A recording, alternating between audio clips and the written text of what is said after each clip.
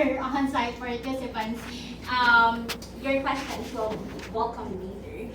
So let's start our career talk, shall we? Yes. Okay. So the first question is, okay, this is actually my question first.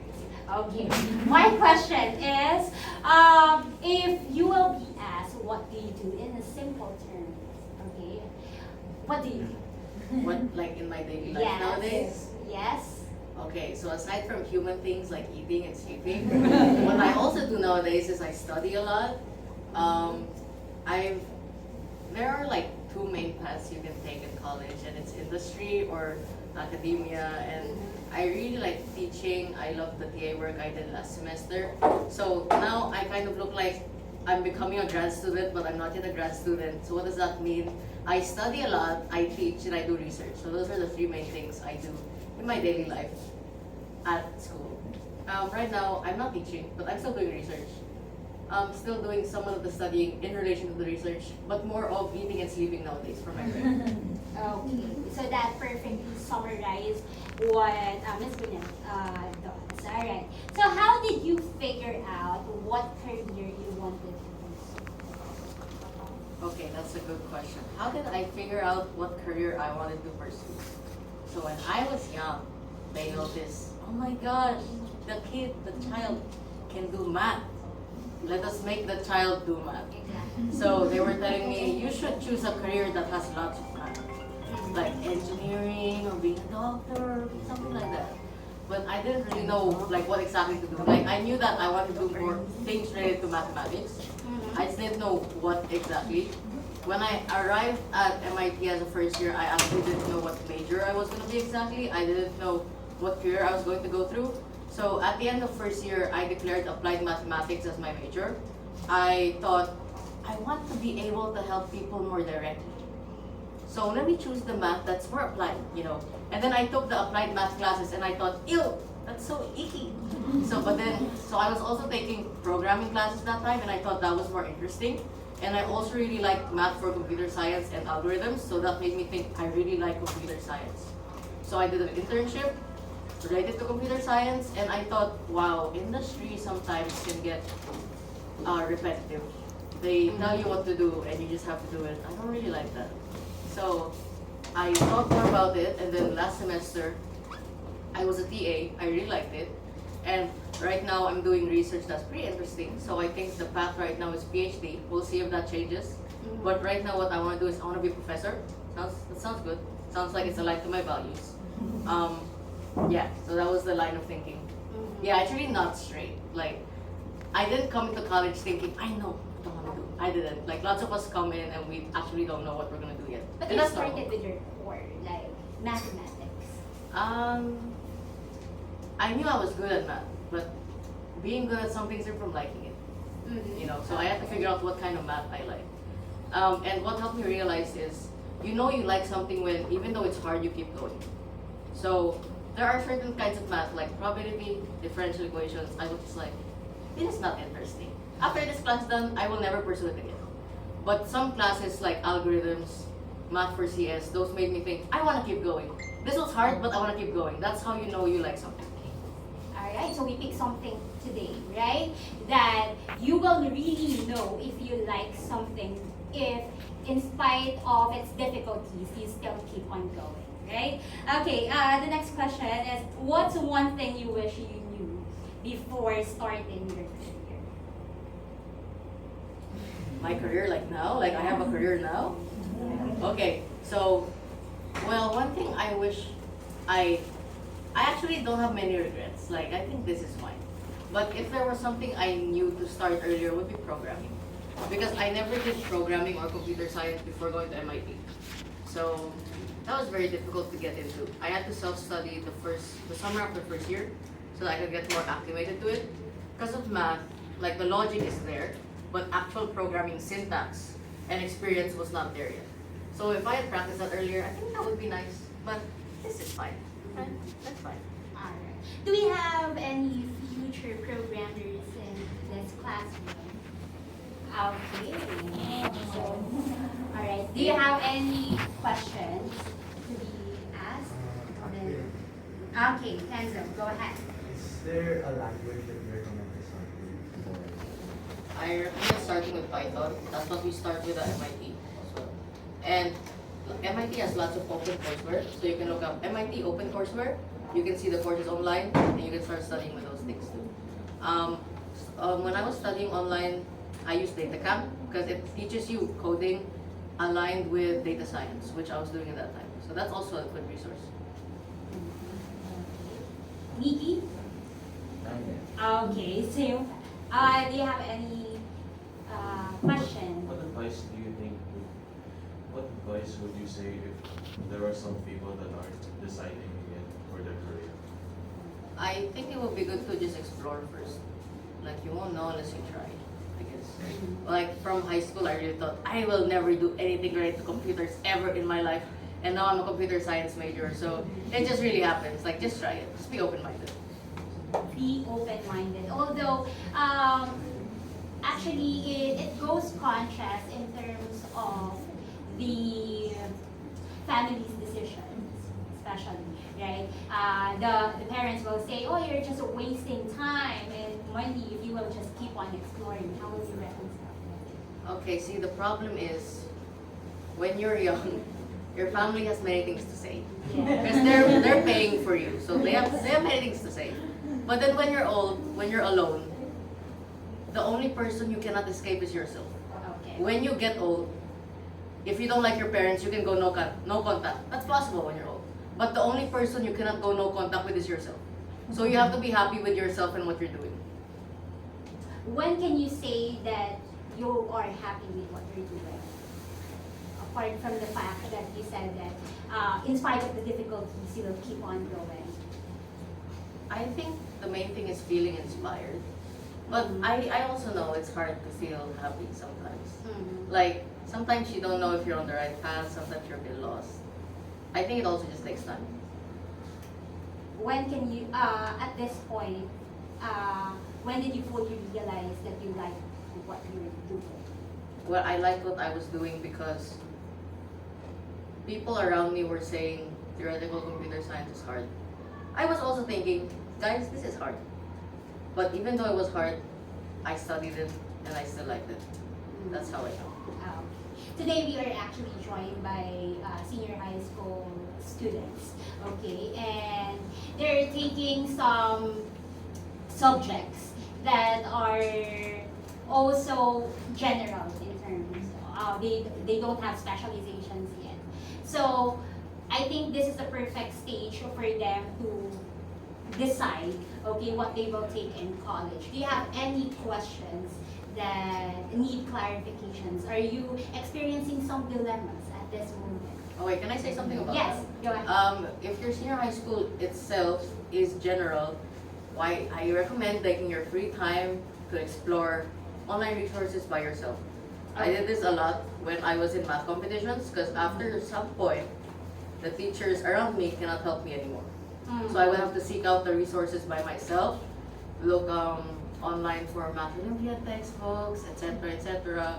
And then even when I was studying computer science, I was using online resources. So no, if you have time, I don't think your parents will complain about you studying more, right? They would love that, right? They would be like, oh my gosh, my child is studying a lot. That's so nice. So don't worry about it. Just tell them, I want to try this because it's a relevant skill for the future.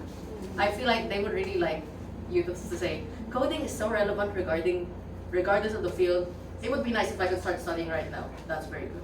Yeah, and it's online. We have lots of online free courses, okay, that you can navigate and explore. Alright. So, how about the other participants? Do you have any questions? Any dilemmas? Okay. None at the moment. Alright. Huh? Online people? Online participants? Are you awake? Guys, don't be shy, by the way. I'm just like a 21-year-old human being. Okay, like think of me like I'm your older sister that just arrived today. Okay, just ask me anything, it's fine. They can hear the host questions. Okay. Because I don't have my. Yeah. Okay. Alright. So. I can repeat the question.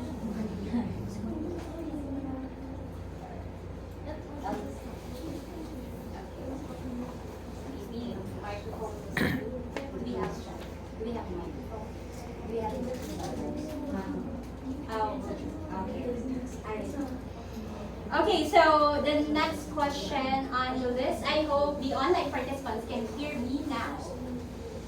Hello, good morning. Hello po. Okay, you can hear me? Yes po. Okay, thank you. Alright, so I think you missed some of the questions that were asked earlier. Actually, the first question is how did you figure out what career you wanted to pursue? And the second question is what's the one thing you wish you knew before starting your career? At this point, the question is how important do you think is to follow your passion when choosing a career? Because they always say you have to be passionate into something, right? So how does the idea of passion play a significant role in choosing a career? Okay. How does Okay, I'm not sure about being passionate. Okay. That sounds like a dream. It sounds like a dream that people talk about in fantasies. Mhm. What I do know about is like being inspired. I think it's enough to like something. Mhm. I know I have some friends at MIT who do things just because it pays and they don't mind doing it. I feel like that's fine. Like you have to think about your values. Like if you value doing what, if you like, there are things you can prioritize. What you do, money, flexibility, like choosing your schedule. That's something people take into account when they choose their job. Choosing where you live, that's something they take into account as well. So I think it really depends on how you prioritize your feelings. Prioritize. Okay, prioritizing feelings. It's just that because we always hear that idea, right? Being passionate. That's why it's one of the questions on our list. You have mentioned about repetitive work, right? So how do you keep your work interesting and avoid burnout? So how do I keep my work interesting? Right now at MIT, I'm learning lots of things. I think that's why it's interesting because there's always something new to do. And in the field of research, there's also always something new to look at, something new to do. So that's why it's interesting. People interest me too from time to time. So as a teacher, that's a bit entertaining. I have my students who are so funny sometimes. They make me laugh. That's nice. How do I avoid burnout? Okay, guys, you need to set boundaries. So what I do is like 10 p.m. or around 12 midnight, that's the cutoff. I don't study anymore afterwards. Afterwards, that's for Netflix before bed. Or Pokemon, playing Pokemon. I really like that. So that's how you avoid burnout. Really just setting boundaries, making sure you have time for yourself, time to spend with your friends. Because you can't be studying all the time. I really tried to study all the time. It didn't work. I just got burned out. So you gotta make sure that you have time to rest. Yeah. It's counterproductive as well, right? So it wouldn't help you, all right, proceed on whatever you are doing. All right. You have mentioned about MIT. Before you apply to that university, how do you think what's your thought process during that time? Because the next question is how important is network in choosing a career or job? How? So wait, the question is how important is networking? Yes. Ooh, I don't really know. Because I feel like when I hear people say networking, I imagine little snakes trying to get into your like brains or something. I don't like to think about it that way. Like I don't think I actually do networking. I look like this right now, like I'm talking to you guys like, oh, she must be an extrovert. I'm actually really introverted. After this, I will get very tired. But see, what happens actually is if I have connections, they're just genuine friendships I made, genuine connections I made. So if it looks like I have a network, I just make friends actually. Like I don't act nice to someone because I want something. I'm more likely to say to someone upfront, I don't like you, rather than lie and say I like you when I don't feel that way.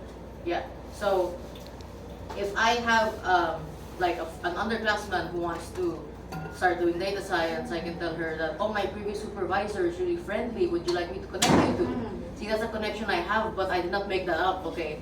Because I work for that person and we have a good relationship. It just happened that way. Or I have a friend that who works at this lab at MIT. Would you like to get connected with her? I can do that for my underclassmen too, but those are just genuine friendships I have. As for getting jobs in industry, I don't think none of my friends have experienced yet. Not me, nor my friends have experienced yet connections in helping you get internships. I don't know how rich you have to be. Maybe if you're like super rich and your family like owns this big business, they can blackmail whoever and then you can get an internship maybe. But for me and my friends at MIT, we're not really like that. Like we're struggling out here to get internships too. Okay. Well, it's a good answer actually. Although the reason why I think it's a part of the question, because here in the Philippines, of course, it's undeniable that networking is very rampant, right? So, what advice would you give someone who's undecided about his career? I think I answered this earlier, just to Yes. explore. Yeah. Okay. Yeah, but I think our online participants was not able to hear that. Hello online. Yeah. I think Yes. so. The advice is to just explore as much as you can. Figure out what you like to do. Mhm. Figure out what you want to pursue even when it's hard. That's it. Alright. So I think that is one of the learnings I alright. We already have Another one. Don't try, don't try. hello, hello? Hello. Can you guys hear us? Yes, Paul, I can hear you, Paul. Can you hear me? Yes, I sent the questions on the chat box. Alright. Oh, there is a question. New question. What's the question? Would you say teaching is fulfilling? Okay. I would say teaching is fulfilling, but not by itself. So teaching is fulfilling because I like being able to help others. This is one of the main things that like made me choose what to do. Because I like, even if I choose an industry like internship, I prefer going for social impact internships because I feel like those actually help other people. I don't want to do like a finance internship where I just make rich people richer. Ew. So what I like to do is really to help others, and teaching allows me to help others more directly. So I like that. I also, there are some people who are so smart, but because they're so smart, they're in the ivory tower, they cannot connect to the masses. I want to be someone who is not like that. I want to be someone who can teach and be understood by most people. I want to try my best to do that. So that's why I want to teach. Aside from that, I don't think I would be happy teaching as my only job. I think that's why academia is a good fit for me, is because even though I will be teaching, I will also be doing research. That means I will still be learning new things, which I think is valuable for me. I really always want to be learning more things. Okay. Next question.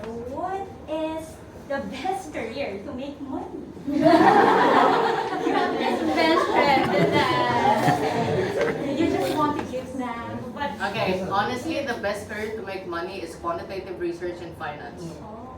That's like the true answer. Like some people do that just for the money and then they quit afterwards. Like there's this one person on LinkedIn who became so popular because he worked for this finance firm for 10 years and then started a goose farm right afterwards. Now he just farms goose now. Yeah. What happens when you wanted to choose the career you love or money, but the country has less demand for that career? Go to another country.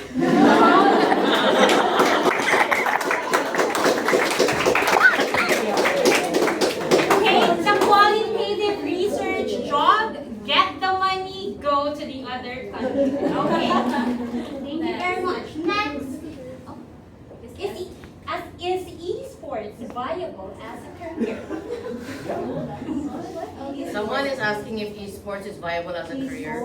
I think in the first place, any kind of sports as a career is a bit suspicious to me. Because really, the only people who will be chosen is the maybe top 1%. And then after a certain age, you will be removed, right? Because you're too old and frail. I'm not sure. Okay, I'm not the best person to ask that. I play video games, but I don't play video games like that. Alright, we have questions here. On the note of specific jobs being veterinarians, is commercial work a sustainable form of support? Is it something Commercial work? commission work? Commission work? Oh, so like being a freelancer. Yes. Ooh, I guess it depends. Like, I think it would be better for you to consult the internet on that.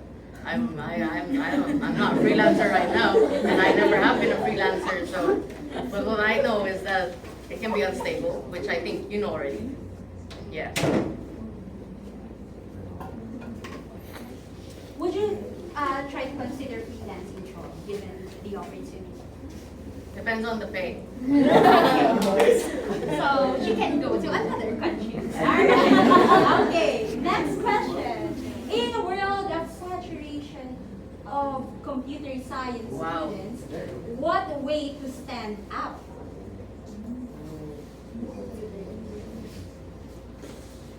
Okay, let me think about this. This student is asking, how do you stand out as a computer science student Yes. when there are so many computer science students? I'm not sure either. I'm also struggling to stand out right now. I work in research, so I guess that's my point. Because I work in research and they value research experience. I think that's a way. I look for research labs within MIT. So I guess I don't really need to stand out from the whole world, but I just need to, when you look for a research job at MIT, you just have to be open to learning, enthusiastic, you have to take initiative, but it's hard to show those things on just a resume. So I think a way to stand out would be based on the interviews. Beyond being technically capable, the best outcome would be to show them that you're also mature, open-minded, that you can work on problems easily, that you have higher order thinking skills. I think those are what people look for nowadays when you're entering the job force.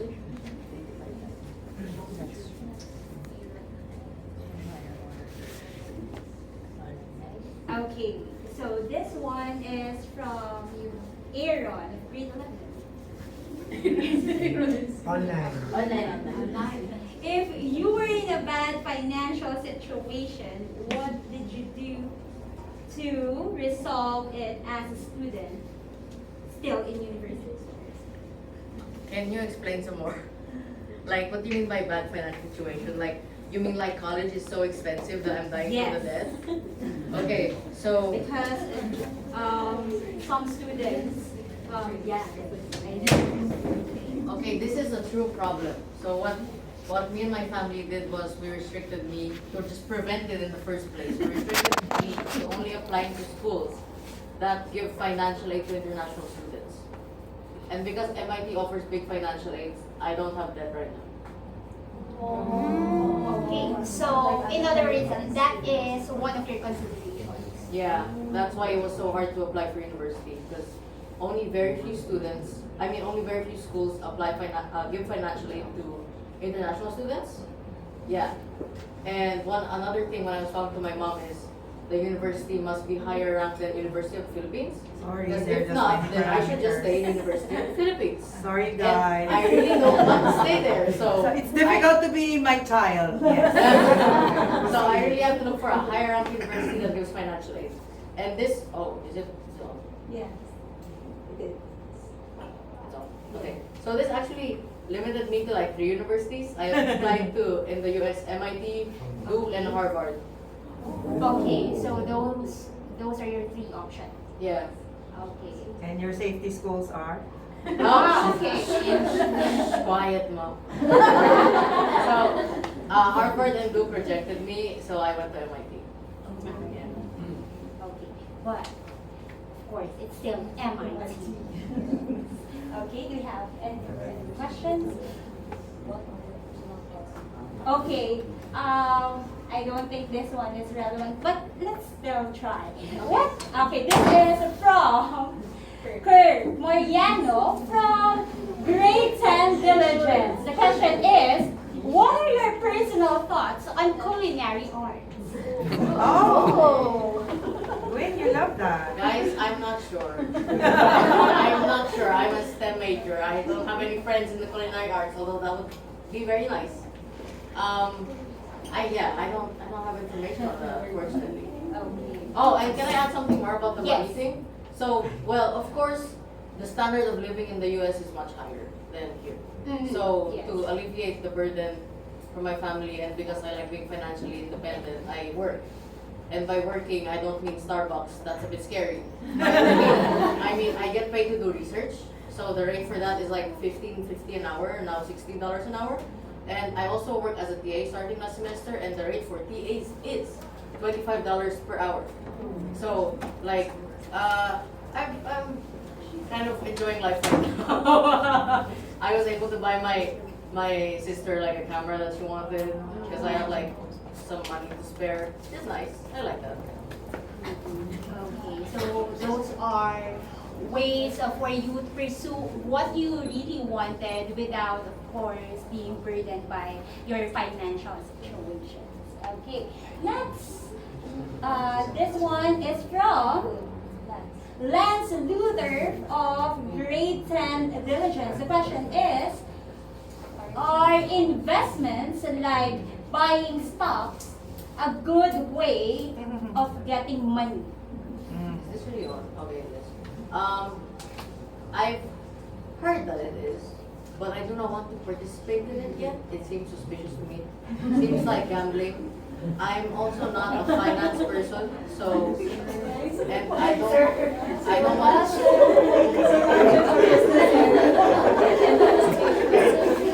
We have stock trading. like it's Yes, okay happy if you time. have time and money and you enjoy it, but looking at it makes me sad, so I don't do it.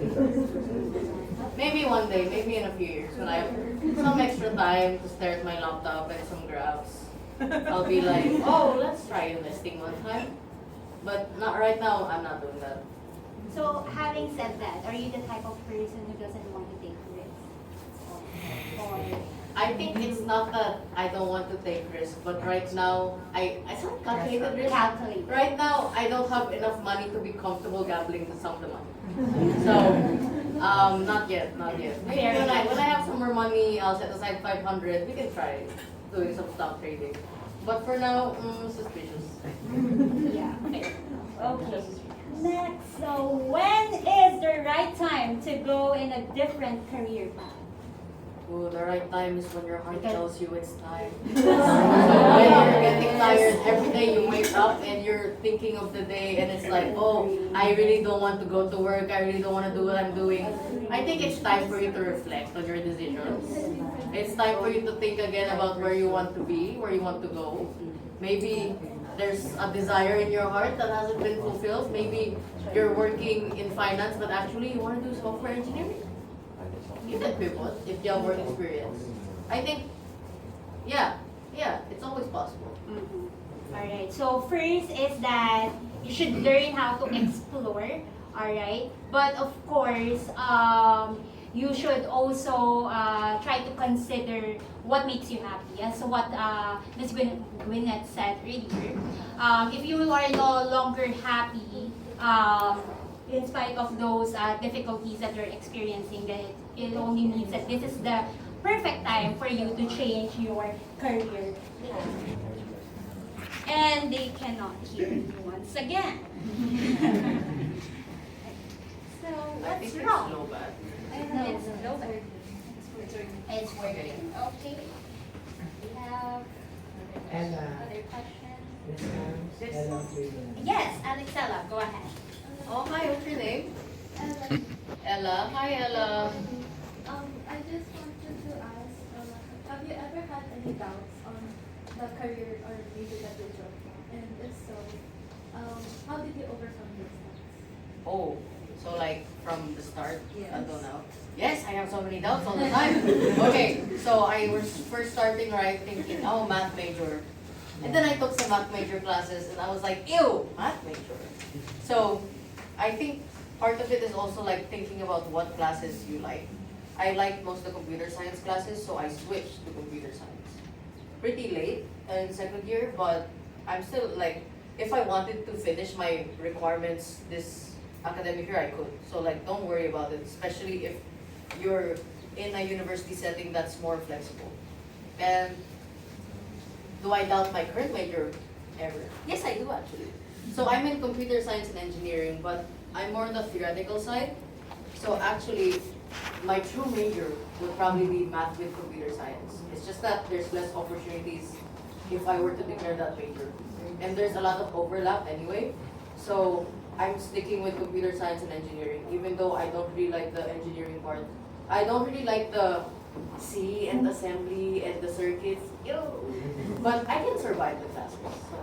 So we're just surviving it. What's nice about MIT is they give us like 4 classes we can choose that will not appear on our GPA. So we can just pass them and then delete it from the GPA. There was one class I really hated it. I was thinking of dropping it, but I realized that if I just finish the next 2 labs, I can get a C and I can just erase it from my GPA. So that's what I did. It's almost perfect. Yeah. So I got the C and I sent them an email. I was like, okay, I already got the C. I'm planning to use the PNR, which is the erase from the GPA thing. I will not attend the last exam. Okay? And they were like, okay. Okay, we can do that. So yeah, that's how flexible we are. Thank you very much for your question, Alexella. Do we have any other questions? There's another one. Yes. Jada. Hello. I actually have a genuine question. Like, I actually need advice. So, I am clearly gonna graduate this year, and till this day, a lot of people have told me to go for this, or this, or this. I still can't think of what I like. Like, I still am so, I can't think of it. And so I had to think of very logically. Since I'm very materialistic, and I do like money. So I'm planning to be more logical, and decided to go for a job where, that would give me a lot of job security. Do you think that's wise of me to go more logical instead of more? Do you think that's wise? Is there something you like? There is things I like. I do, and after I experience what I actually like, at the end of the day, I kind of feel really exhausted. So I'm kind of confused on that part. So what you're thinking of right now is what kind of major? Yes. What kind? Do you have? I'm kind of thinking for going for mass communication. Mass comm. Is there? And then the thing you like is? The other thing I like also is really comes to graphic designs. I see. So it's very far. So I feel like they're not that far actually. Because isn't graphic design a form of communication? I'm not sure how it is in the Philippines, but it doesn't seem that far.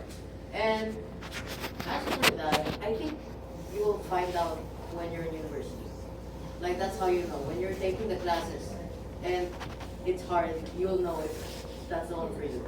And I think if graphic design is like, there are still classes offered, you can still take them. And you like electives, minor maybe, if it's offered. I think there's still a way for you to include it in your life. Yeah. It's okay, I was also confused when I was in grade 11 and 12. I was like, what's happening there? The perspective of the mother. Don't March? No, I will just add, because she likes communication Oh, my and mom then is graphic the English design. major. Graphic design, right? Yeah, visual communication. Oh, So it combines both. oh,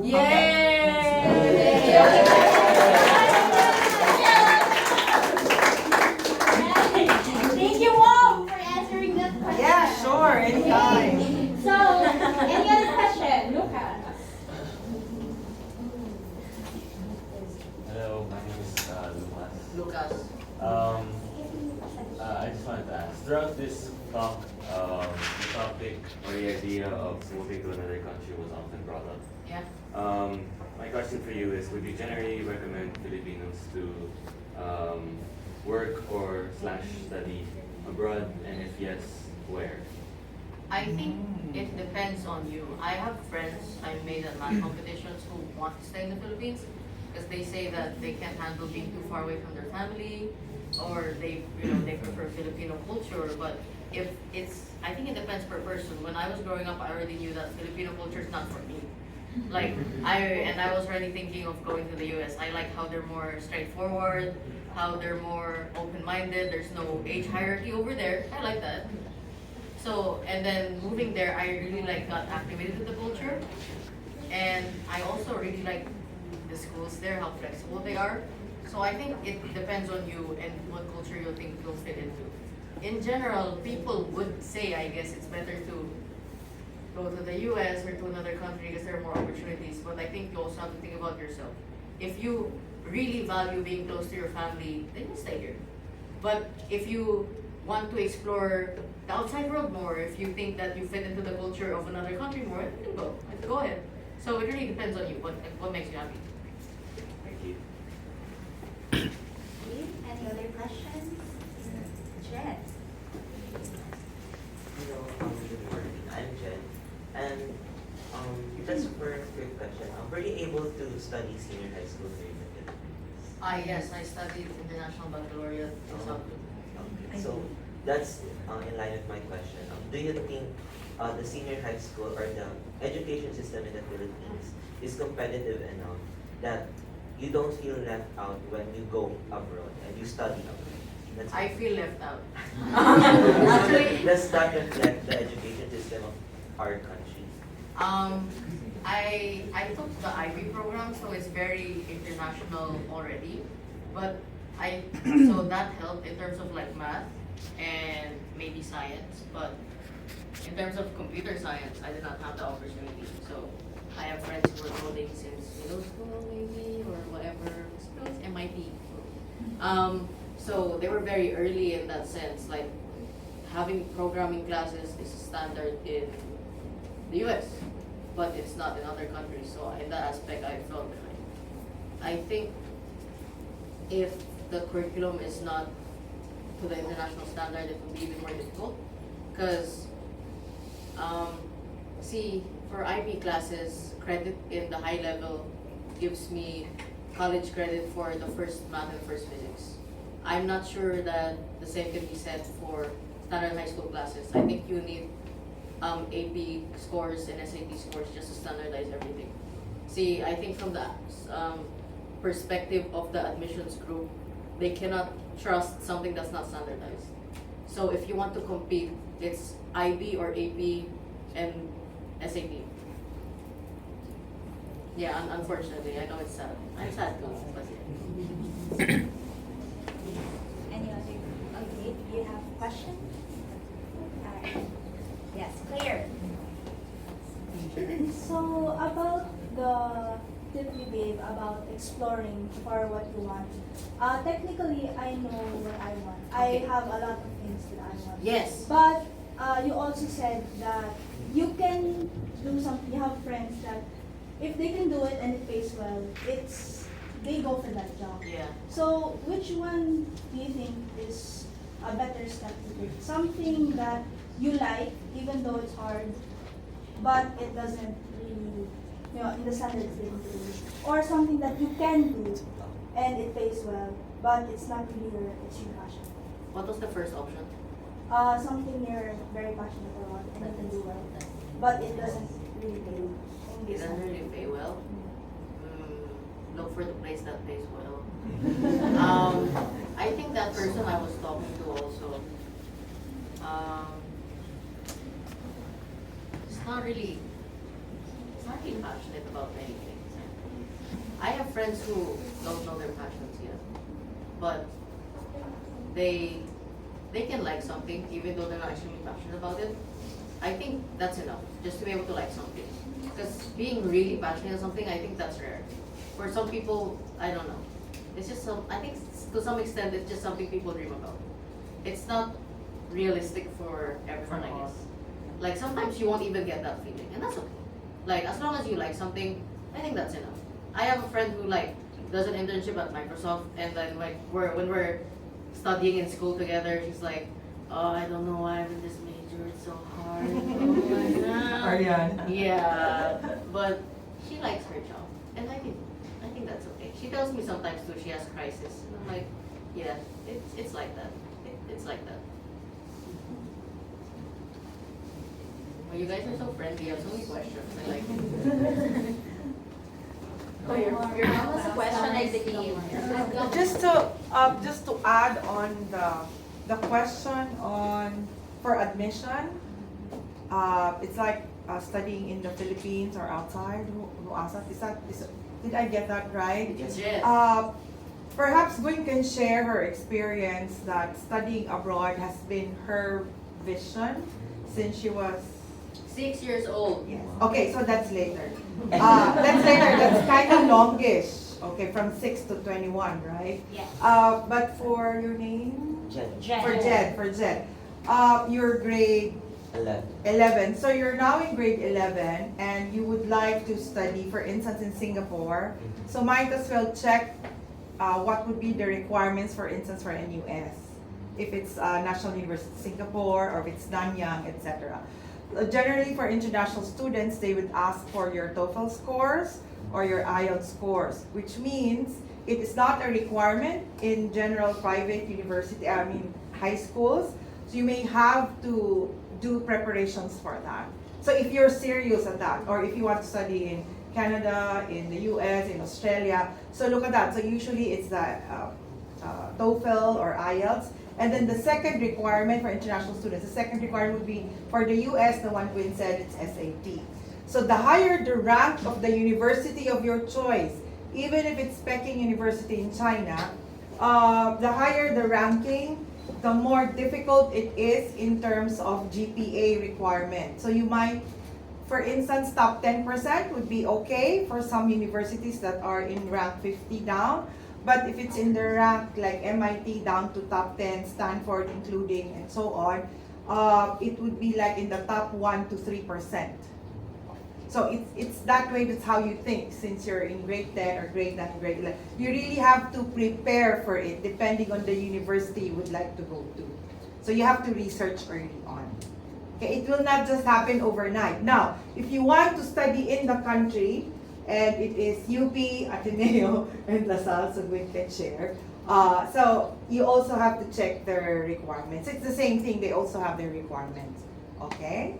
That's how to do it. But she can share with you how she started with her studying abroad since, how old, Gwyn? 6 years old. Yes, okay. I think she hasn't shared that. I'll go Gwyn and share. Oh, I will share that? Yeah. Okay, so I grew up as a child, as a young child.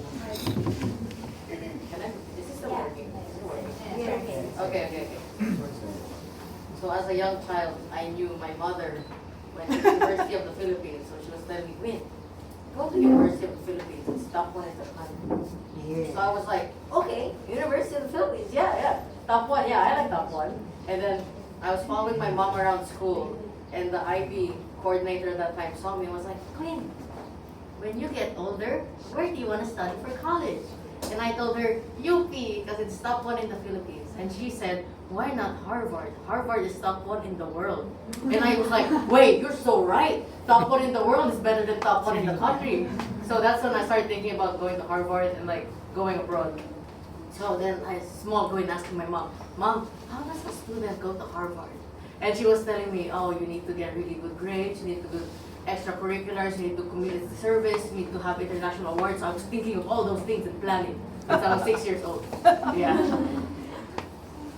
I didn't get into Harvard, but they're not top one anymore. Top one now is MIT. So. Alright,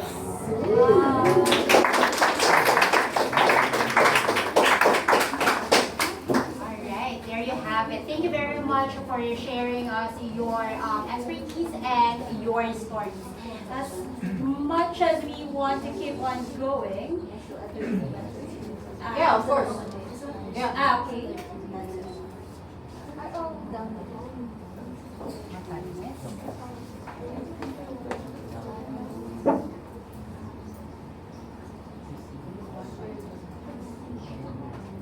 Gladys, after this, What can can I give them my contact so they can? Of course. Yes. Yeah.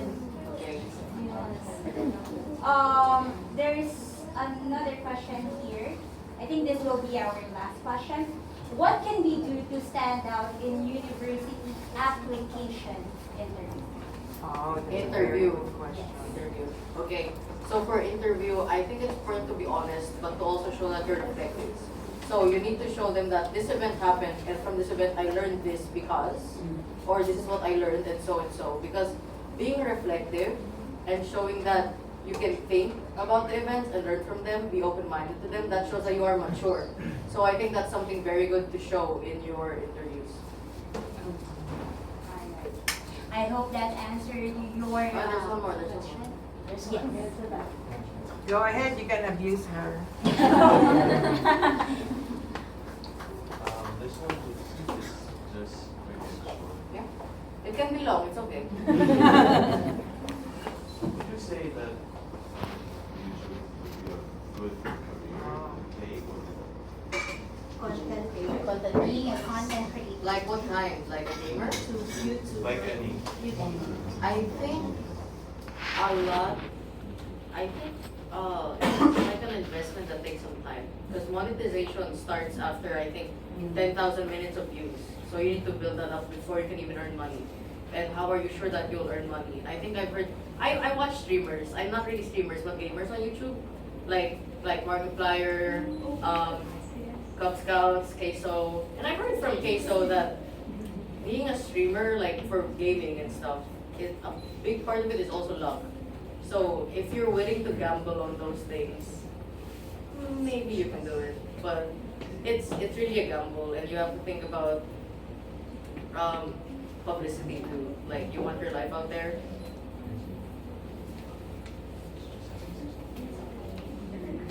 Any other questions? To the next part of our program. Oh, there's another part of the program. Oh, Yes. Alright. No more questions? Actually, the next part of our program is Miss Gladys, our school head and principal, giving you our token, special token of recognition.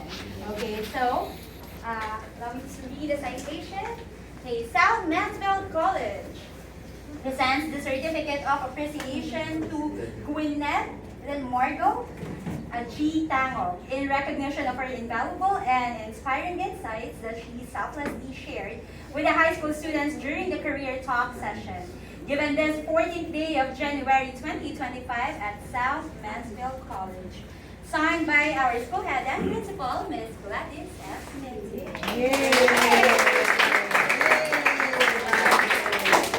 She told me that here, she feels so tall here in the Philippines. Yeah. Oh, my students at MIT are like this, and they're like first years. I'm like, this does not make sense. Okay. Very good.